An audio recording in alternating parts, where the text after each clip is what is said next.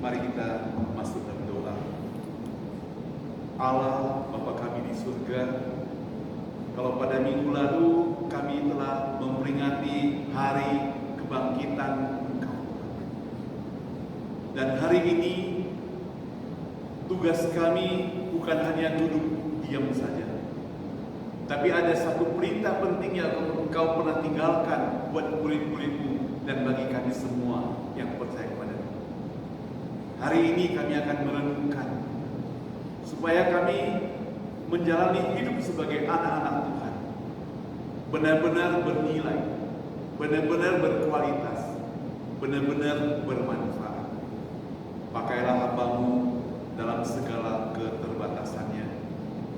Hanya berikan hikmat kepadanya supaya firman Tuhan yang akan disampaikan boleh menjadi berkat buat kami semua. Dalam nama Tuhan Yesus kami berdoa. Amin. Shalom Bapak Ibu sekalian yang dikasihi Tuhan. Kita bersyukur kepada Tuhan. Tuhan selalu menjaga kita dengan berbagai cara. Hujan juga merupakan berkat. Dingin juga merupakan berkat. Kalau hari ini cerah, itu juga merupakan berkat. Jadi setiap hari kita mendapatkan berkat daripada Tuhan. Amin, saudara. Hari ini tema kita adalah menjadi saksi bagi Kristus. Menjadi saksi bagi Kristus. Mari kita lihat Matius 28 ayat 16 sampai ayat yang ke-20. Matius 28 ayat 16 sampai ayat yang ke-20. Demikian firman Tuhan. Perintah untuk memberitakan Injil. Dan ke-11 murid itu berangkat ke Galilea, ke bukit yang telah ditunjukkan Yesus kepada mereka. Ketika melihat Dia, mereka menyembahnya, tetapi beberapa orang ragu-ragu. Yesus mendekati mereka dan berkata, "Kepadaku telah diberikan segala kuasa di sorga dan di bumi. Karena itu pergilah, jadikanlah semua bangsa muridku dan baptislah mereka dalam nama Bapa dan Anak dan Roh Kudus. Dan ajarlah mereka melakukan segala sesuatu yang telah kuperintahkan kepadamu. Dan ketahuilah aku menyertai kamu senantiasa sampai kepada akhir zaman." Demikian pembacaan firman Tuhan. Saudara, kadang ada kejadian yang terjadi dan teman kita menceritakan kepada kita, itu benar-benar terjadi. Kita masih bisa belum percaya kalau kita tidak mendengar langsung. Saya ingat sekali tahun 1984 atau 85, kira-kira demikian, gitu ya. Atau mungkin 83. Ada seorang teman SD kami, kita sama-sama sekolah sampai SMA, masih sama-sama. Dia kuliah, kita juga kuliah sama-sama. Lalu kita ke gereja juga sama-sama, ya, melayani juga sama-sama sebagai anak remaja begitu. Suatu hari kami mendengar berita kalau dia itu meninggal dunia. Meninggalnya juga cukup tragis. Ada teman yang minta tolong dia pasang lampu neon di rumahnya. Dia berdiri, dia pasang, kesetrum, meninggal langsung. Kami tidak percaya. Teman-teman telepon, ada teman telepon bilang, itu si Anu sudah mati. Kita jawab oleh, mati ya mati aja, gak apa-apa, mati ya dikuburkan. Kita masih mau begitu, seluruh begitu. Tapi itu berita yang benar. Dia benar-benar meninggal dunia. Demikian juga murid-murid Yesus. Sekarang Yesus sudah bangkit. Ada saja yang meragukan dia, ya. Ada saja yang meragukan dia. Kalau kita baca lagi halaman berikutnya dari tulisan Alkitab, ada murid yang bernama Thomas. Dia meragukan, sampai-sampai mau minta bukti. Kalau boleh, aku mau lihat bekas lubang di telapak tangannya. Aku mau masukkan jariku ke perut yang bekas tombak itu, kira-kira demikian. Dia mau bukti. Nah, saudara yang saya kasih Tuhan, kita sering demikian, tapi kita juga sering terjebak. Ada berita yang palsu, kita pikir asli. Zaman sekarang banyak sekali berita yang palsu, kita pikir asli. Berita yang asli, kita pikir palsu. Itu sebabnya maka perlu hikmat dari Tuhan, sabar. Ya, sekarang kan zaman pakai jari, telunjuk saja, begitu lihat ada berita langsung send, kirim per detik sampai ke orang lain. Kalau itu berita palsu, kan bahaya. Ya. Nah, saudara yang dikasih Tuhan, dan ke-11 murid itu berangkat ke Galilea, dikatakan ke bukit yang ditunjukkan oleh Yesus kepada mereka. Matius 28:16-20 itu merupakan satu amanat, pesan yang bagaimana pesan agung yang diberikan oleh Tuhan Yesus kepada murid-muridnya sebelum ia naik ke surga. Nah, saudara, dalam ayat-ayat ini Tuhan Yesus memberikan perintah sekaligus tugas bagi para pengikutnya untuk menjadi saksi Kristus di mana? Di seluruh dunia. Siapa murid-murid Kristus itu? Yaitu murid-murid yang dari Tuhan Yesus. Namun hari ini siapa murid-murid Kristus itu? Adalah orang-orang yang mengaku percaya kepada Tuhan. Itu murid-murid Kristus. Menjadi saksi ke seluruh dunia. Itu berarti kalau saya sebagai orang percaya, saya sebagai orang Kristen, saya bukan hanya tinggal duduk, diam, tidak melakukan apa-apa, tapi selama saya punya kesempatan, itu panggilan khusus buat kita semuanya untuk menjadi saksi. Berikut ini kita akan lihat ada 3 hal penjelasan bagaimana arti dari amanat agung itu sendiri. Pertama, dikatakan pergi dan jadikan semua bangsa murid. Pergi itu berarti sekali lagi tidak duduk diam, tapi melakukan sesuatu. Pergi untuk melakukan sesuatu, bertindak. Tuhan Yesus memerintahkan para muridnya untuk pergi dan menjadikan semua bangsa muridnya. Kalau dikatakan semua bangsa, itu berarti tidak pandang bangsa mana, tidak pandang warna kulit. Artinya semua orang mesti mendapatkan kabar bahwa Yesus sebagai juru selamat. Orang Israel itu egois, saudara. Orang Israel itu berpikir bahwa keselamatan hanya punya mereka. Jadi hanya orang Israel yang boleh selamat. Itu sebabnya maka mereka itu di zaman perjanjian lama egois sekali. Konsep yang diajarkan juga demikian, sampai-sampai ada orang menafsirkan bahwa Yunus waktu disuruh pergi ke Niniwe, dia gak mau pergi. Kenapa? Karena dia beranggapan bahwa yang boleh selamat yaitu hanya orang Israel. orang Niniwe? No, gak boleh selamat. Mereka bukan orang Israel. Waktu Naaman dia pergi untuk penyembuhan penyakit kustanya itu, dia pulang dia bawa tanah bergerobak-gerobak. Karena apa? Karena konsep dia keselamatan itu ada di tanah Israel. Sampai begitu. Tapi saudara, sekarang ini zaman anugerah. Firman Tuhan katakan, pergi dan jadikan semua bangsa muridku. Semua bangsa. Itu artinya tidak hanya bangsa Indonesia, tapi juga bangsa-bangsa yang lain. Itu merupakan tugas kita.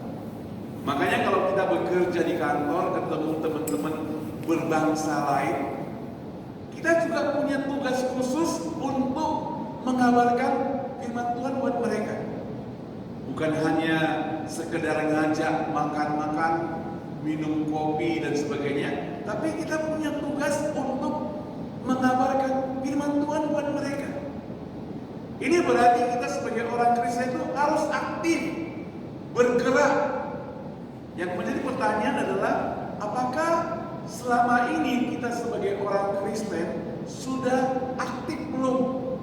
Kalau belum, kita perlu minta maaf pada Tuhan. Mohon ampun pada Tuhan, supaya kita boleh memenuhi amanat agung ini untuk mengabarkan Injil, membawa orang datang kepada Kristus. Saudara, gampang sekali kalau mengajak orang, yuk nanti besok jam sekian kita makan siang. Gampang sekali. Apalagi di traktir lebih gampang saudara ya. Dia gak usah bayar, tinggal datang, hanya dibawa perut dan mulut tinggal makan. Tapi untuk bawa orang ke gereja, ajak dia datang, tidak gampang. Mari kami ketemu satu orang Indonesia, seorang ibu dan seorang anak di Costco El Camino. Lalu kita dengar dia ngomong bahasa Indonesia. Itu berarti dia orang Indonesia. Ya, kita ngomong responnya bagus. Kita ajak ke gereja. Jawabannya ya. Tapi ya gak datang gitu ya. Jadi gak gampang saudara. Perlu kita pergi berinisiatif, perlu tetap sabar, perlu komitmen, perlu mempertahankan semangat, tidak boleh patah semangat, maju terus, tidak boleh berhenti. Kenapa? Karena Yesus sudah bangkit, memberikan kita semangat untuk itu. Kalau orang ini tidak, orang lain kita cari. Kalau orang lain tidak bisa, yang lain kita cari. Dengan demikian saudara, Tuhan Yesus ingin mengajarkan kepada kita, kalau kita ajak ngobrol teman, bukan hanya sekedar WA, halo apa kabar dan sebagainya. Coba kirim Alkitab sekali, tanya apakah kamu hari ini ke gereja? Tidak. Kalau tidak, kenapa? Datanglah ke gereja hari ini.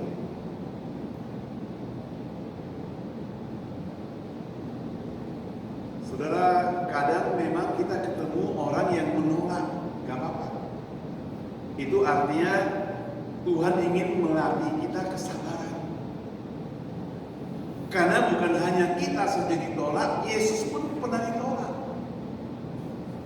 Yesus pernah ditolak sampai dibunuh saudara. Kita baru ditolak, jangan patah semangat. Yang lain,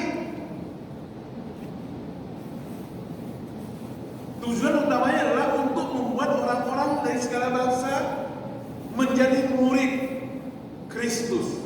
Menjadi murid Kristus, bukan sekedar menjadi anggota gereja. Jadi murid Kristus beda dengan anggota gereja. Murid itu berarti dia mau duduk dengar firman Tuhan. Murid itu mau setia. Murid itu harus rajin. Murid itu harus mengerti firman Tuhan karena dia belajar. Murid itu harus sungguh-sungguh supaya naik kelas. Nah, sekarang kalau kita mau jadi murid Kristus, kita mesti rajin membaca firman Tuhan, karena itu modulnya, itu pelajarannya. dan setia. Mengikut Yesus bukan hanya sekedar ikut, tapi kita juga seluruh hidup kita ikut Dia. Karakternya harus seperti Dia.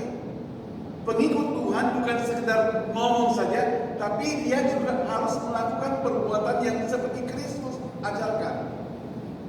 Yesus dalam hidupnya dia mengasihi orang, pengikutnya sebagai muridnya juga harus mengasihi orang. Yesus sebagai guru, sebagai Tuhan dia mengampuni orang, kita sebagai muridnya juga harus lakukan demikian. Bahkan Yesus kalau menderita, kita juga ikut menderita. Ditolak orang lain, dihina, dicemooh, menderita kan? Gak masalah. Saya tidak pernah lihat Yesus pernah membalas. Kalau orang mencemooh dia tidak pernah membalas. Bahkan orang memfitnah dia tidak pernah membalas. Itu yang Yesus lakukan. Saudara, menjadi seorang murid itu berarti perlu komitmen. Dan komitmen kesetiaan sampai seumur hidup kita. Maka firman Tuhan katakan, pergi jadikan semua bangsa muridku. Itu berarti kita mesti jadi murid duluan, baru bisa jadi orang lain sebagai murid kita. Kalau kita sendiri bukan murid, belum, masih ragu-ragu, masih bimbang, masih 50%, jangan harap kita bisa jadikan orang lain jadi murid. Itulah tugas kita, saudara, hari ini. Semuanya perlu dipertanggungjawabkan. Kita sama-sama belajar. Dan itu merupakan pelajaran hidup kita sepanjang hidup. Sampai suatu saat Tuhan memanggil kita. Berarti tugas kita selesai. Selama kita masih di dunia ini, belum selesai. Tugas itu berjalan terus setiap hari. Yang kedua, dikatakan membaptis mereka dalam nama Bapa dan Anak dan Roh Kudus. Nah, setelah menjadikan orang-orang menjadi murid Kristus, kita membaptis mereka dalam nama Bapa dan Anak dan Roh Kudus. Jadi mereka itu dibaptis, artinya mereka mau menyaksikan bahwasanya aku ini sudah percaya pada Tuhan. Nah, di zaman sekarang memang ada peraturan gereja bahwa yang membaptis itu adalah hamba Tuhan. Dia gak masalah. Kita setelah menjadikan dia sebagai murid Kristus dan dia sebagai komitmen mau dibaptis, sekarang kita bawa ke hamba Tuhan. Katakan orang ini sudah komitmen mau setia kepada Tuhan, mau sungguh-sungguh melayani, mau taat kepada firman Tuhan, mau tinggalkan dosa-dosanya, mau diperbaharui hidupnya. Sekarang dia mau dibaptis. Nah, pendeta hamba Tuhan akan membaptis mereka di dalam nama Bapa, Anak, dan Roh Kudus. Artinya apa? Sesuai dengan firman Tuhan. Alkitab menjadi fondasi. Zaman sekarang ada ajaran-ajaran yang hanya ngomong, tidak memakai Alkitab sebagai fondasi. Dikatakan ada namanya Kristen progresif, di mana orang-orang tidak perlu percaya Alkitab sepenuhnya, karena Alkitab itu masih bertentangan. Firman Tuhan katakan tidak boleh berbuat dosa. Kenapa Adam, kenapa Hawa, kenapa Salomo sampai punya istri 1000 dan sebagainya, bahkan Daud, bahkan Abraham dan sebagainya. Kenapa? Saudara, mereka itu katakan itu bertentangan. Jadi Alkitab tidak perlu dipercaya. Saudara yang dikasih Tuhan, kalau Daud, kalau Abraham, kalau yang lain-lainnya mereka lakukan seperti itu berarti mereka melanggar perintah Tuhan. Perintah Tuhan itu tetap. Itu berarti mereka berdosa, sehingga mereka perlu bertobat. Bukan berarti Alkitab tidak berguna. Maka kita perlu hati-hati. Ajaran orang lain, ajaran-ajaran dunia, kadang-kadang kita dapat video kan, kita nampaknya gampang sekali mereka ngomong, lancar sekali ngomong, ya. Dibilang dia sebagai hamba Tuhan, sebagai orang yang Kristen, tubuhnya penuh dengan tato-tato kemana-mana gitu ya, seluruh tubuh hampir bertato, bisa share tentang firman Tuhan Alkitab. Kita perlu pertanyakan, saudara yang dikasih Tuhan, itu sebabnya saudara sebagai orang percaya yang benar-benar sebagai murid, fondasinya adalah Alkitab, firman Tuhan. Karena dia murid, dia belajar Alkitab. Karena dia murid, dia harus patuh kepada firman Tuhan. Karena dia murid, dia harus jalankan firman Tuhan. Karena dia murid, dia harus praktekkan firman Tuhan. Dia murid. Dan dia juga harus memuridkan orang lain. Itu semuanya saudara, sebagai anak Tuhan, kalau kita mengajak orang datang ke gereja, bukannya ngajak hari ini, dia kalau dia gak mau, besok udah lupa. Terus menerus usahakan, bila perlu jemput dia, bila perlu bawa dia, sampai dia bisa dimenangkan, selama kita masih punya kesempatan untuk mengajak. Selama kita punya kesempatan untuk memberi sebagai jalan keselamatan bagi dia. Saudara, pembaptisan ini adalah tanda bahwa orang yang percaya pada Tuhan itu, mereka itu beriman. Dia kan akan berada di gereja, bersaksi kepada orang dengan memperlihatkan, aku ini loh, sudah percaya kepada Tuhan, sudah dibaptis. Kalau hanya ngomong saja kan tidak bisa dipercaya. Dia harus bertindak aktif. Hal ini menunjukkan bahwa orang tersebut menerima Kristus sebagai Tuhan dan Juru Selamat pribadinya. Itulah orang-orang yang dibaptis. Saya harap kita semua sudah dibaptis. Itu berarti kita adalah pengikut Kristus. Roh Kudus ada dalam hidup kita, membantu, menolong kita lakukan apa saja. Pembaptisan juga melambangkan pembangunan hidup dan penyucian dosa melalui kuasa Roh Kudus. Roh Kudus ada dalam hidup kita. Dia memberikan kekuatan pada kita. Lakukan kebenaran, lakukan firman Tuhan. Saudara, tanpa pertolongan Roh Kudus kita gak bisa lakukan apa-apa yang benar di hadapan Tuhan. Kita ini orang berdosa. Kita memang naturnya natur berdosa. Tapi Roh Kudus memberikan kekuatan pada kita supaya dia melempengkan jalan kita. Supaya kita tidak ke kanan maupun ke kiri. Supaya kita tidak melawan firman Tuhan. Yang ketiga, saudara, kalau yang pertama tadi katakan jadikan semua bangsa mereka. Yang kedua, membaptis mereka dalam nama Bapa, Anak dan Roh Kudus. Yang ketiga, mengajar mereka melakukan segala sesuatu yang kuperintahkan kepadamu. Mengajar mereka melakukan segala sesuatu yang kuperintahkan kepadamu. Saudara, setelah membaptis orang-orang, kita harus mengajar mereka melakukan segala sesuatu yang kuperintahkan.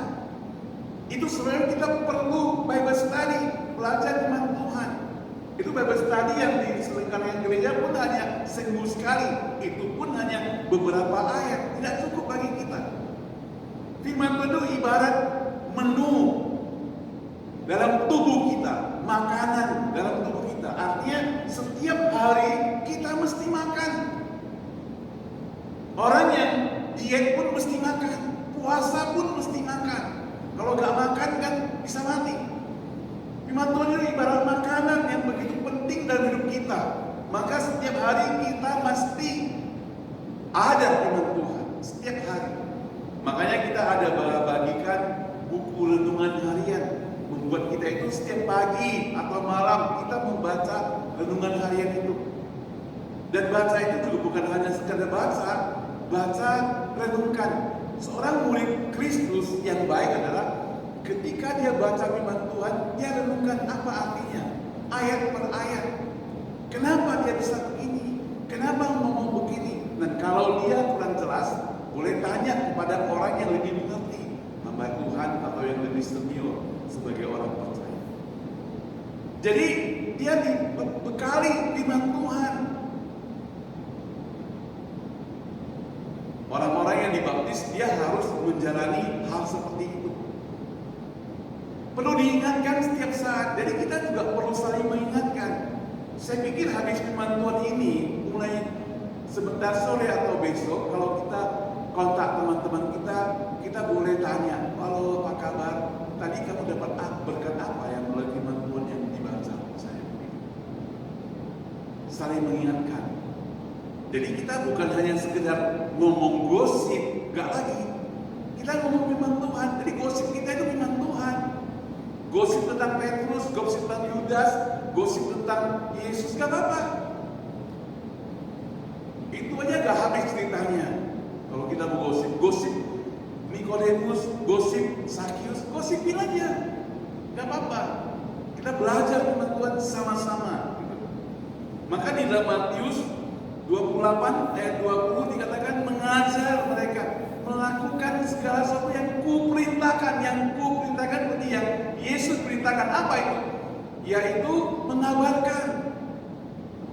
mengabarkan firman Tuhan ke seluruh dunia. Jadi kalau kita belum dibekali, kalau kita tidak mengerti Alkitab, kita tidak mungkin memberitakan. Saudara pernah ketemu orang-orang yang kalau Sabtu dia pakai baju putih, satu kelompok datang ke rumah kita, gedor-gedor pintu, dia bawa traktat. Pernah ketemu gak ya? Itu namanya saksi Yehova. Saksi Yehova itu mereka awalnya membawa Alkitab, padahal mereka itu tidak percaya bahwa Yesus sebagai Tuhan. Dia datang dengan semangat mau mengabarkan pengajaran kepada kita. Saudara, kita perlu contoh apa yang mereka lakukan dengan memakai Alkitab kita. Begitu rajin, satu-satu rumah mereka gedor. Mereka satu rumah, mereka ingin ngomong tentang Tuhan, membagikan traktat, semangat sekali mereka, rajin sekali mereka, dan mereka menghafal ayat Alkitab. Saya ingin bertanya, berapa ayat yang kita hafal? Alkitab, berapa ayat yang kita pernah hafal sampai hari ini? Itu sebab maka kita perlu kembali, belum telat. Selama Tuhan memberikan kita kesempatan hidup, belum telat. Kita mesti hafal. Supaya apa? Supaya begitu ada kejadian di luar sana, firman Tuhan bilang gak boleh. Begitu ada masalah terjadi, firman Tuhan oke, gak masalah. Jadi kita tidak akan diombang-ambingkan karena firman Tuhan sudah masuk dalam otak kita, dalam kehidupan kita. Tapi kalau misalnya kejadian apa-apa masih perlu kita, gimana ini ya? Padahal sudah jadi Kristen lama ya, gimana ini ya? Masih mau tanya, yang gampang-gampang pun mau tanya dan sebagainya. Tapi kalau kita belajar firman Tuhan, kita akan menjawab yang gampang-gampang itu. Itu berarti kita harus membimbing dan mendidik orang menjadi murid Kristus. Jadi kalau ada teman-teman kita yang sudah kita beritakan firman Tuhan, mereka perlu dibimbing supaya mereka tetap dimenangkan, karena di luar sana ada gejala-gejala yang mengombang-ambingkan ajaran sesat, ajaran yang lebih menyenangkan. Di luar sana banyak, saudara. Korea yang dulunya 20 tahun lalu hebat sekali dengan gereja-gereja begitu luar biasa, sekarang muncul juga ajaran-ajaran sesat, ajaran-ajaran yang tidak percaya kepada Tuhan Yesus. Ada Chinese misalnya, mereka juga ajaran sesat yang katakan apa? Katakan Yesus itu adalah perempuan yang baru akan muncul. Yesus itu perempuan. Jadi kalau saudara dengan lagu-lagu enak di YouTube, ada gereja Tuhan yang Maha Esa, itu kalau bisa, bukan kalau bisa, jangan disentuh. Itu lagu bukan gereja, bukan lagu orang Kristen. Itu lagu gereja mereka. Yang buntut-buntutnya adalah Yesus itu bukan juru selamat, Yesus itu perempuan, bukan Yesus yang kita percaya. Jadi hati-hati. Apalagi kadang-kadang begitu dengan lagu sedap langsung di-share ke orang lain. Orang lain terpengaruh karena Entah bagaimana caranya, di media sosial itu kalau kita klik sekali, dia akan muncul berulang-ulang apa yang pernah kita klik. Jadi selalu tampil di layar HP kita, di layar laptop kita. Nah sekarang bagaimana sikap kita sebagai orang percaya untuk merespon panggilan Tuhan yang luar biasa ini? Sebagai orang Kristen, sebagai orang yang setia pada Tuhan, sebagai orang yang mau mengikut Tuhan selama-lamanya, panggilan amanat agung ini kita harus jalankan dengan penuh iman pertama, penuh ketaatan kedua, dan penuh semangat. Iman, ketaatan, dan semangat. Semangat dulu dengan semangat lain tidak boleh berubah. Waktu muda dengan sekarang sudah lanjut usia tidak boleh berubah semangatnya. Saya sering mendengar kesaksian daripada orang-orang dulu waktu saya masih muda semangat sekali melayani Tuhan. Pertanyaannya sekarang apa yang kau lakukan? Semangatnya tidak boleh berubah. Tentunya harus lebih semangat lagi.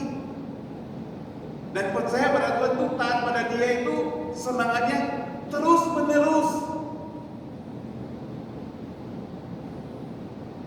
Ada 3 sikap kita sebagai penuntut. Pertama, percaya akan kuasa dan otoritas Kristus. Otoritas Tuhan, kuasa Tuhan itu lebih besar kuasanya daripada presiden, raja di dunia ini. Saudara, kalau mendapat undangan daripada presiden saja, kita begitu persiapan hatinya begitu luar biasa. Mungkin potong rambut, jahit jas baru, pakai sepatu baru, tiket beli dulu, ya. Jauh-jauh hari takut telat datang, hotel di booking, mobil sudah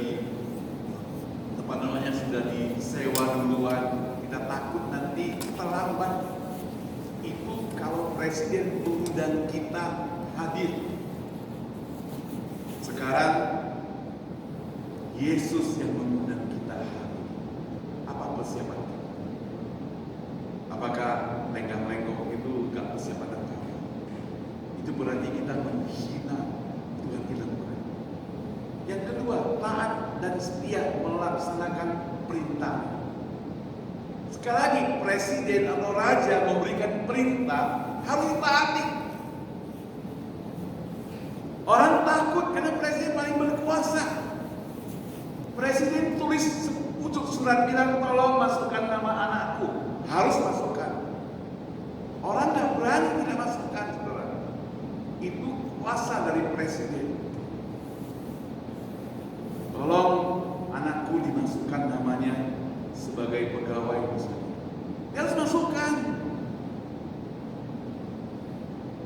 Orang-orang nggak berani tidak masukkan, takut, saudara.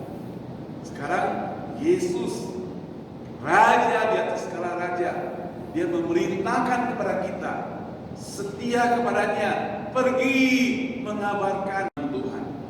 Maka kita mesti melakukan. Mau kemana kita, saudara? Saya selalu bilang kita sudah pergi cukup jauh. Dari Indonesia datang ke Amerika itu sudah cukup jauh. 20, saya hitung-hitung 22 jam atau lebih. Sekarang kita mau pergi mana? Pergilah. Tetangga kita, rekan kerja kita di kantor, ya, orang-orang yang kita kenal, pergi ke sana. Ketemu di posko dan sebagainya, pergi ke sana, lakukan. Jangan berhenti. Yang ketiga, bergantung pada pertolongan kehadiran Kristus yang menyertai kita. Bukan berdasarkan karena saya pintar bicara, bukan. Bukan berdasarkan karena saya bawa banyak teman, bukan. Kita bisa banyak teman, kemana-mana banyak teman kita, tapi ajak ke gereja untuk ikut Tuhan. Kita mau talenta seperti begitu. Bukan hanya sekedar jalan-jalan, tapi ajak ke gereja untuk supaya percaya pada Tuhan, mendapatkan keselamatan itu. Saudara, dengan sikap ini kita dapat menjadi saksi Kristus yang efektif dan membawa banyak orang kepadanya. Dan satu hal, kita tidak sanggup. Mohon Tuhan Yesus memberikan kekuatan kepada saya dan kepada Anda. Mohon Tuhan Yesus memberikan kekuatan kepada saya, kepada Anda, supaya tetap setia. Mohon Tuhan Yesus memberikan kepada saya dan Anda, supaya kita tetap semangat. Bukan hanya hari ini, besok dan selamanya. Mari kita berdoa.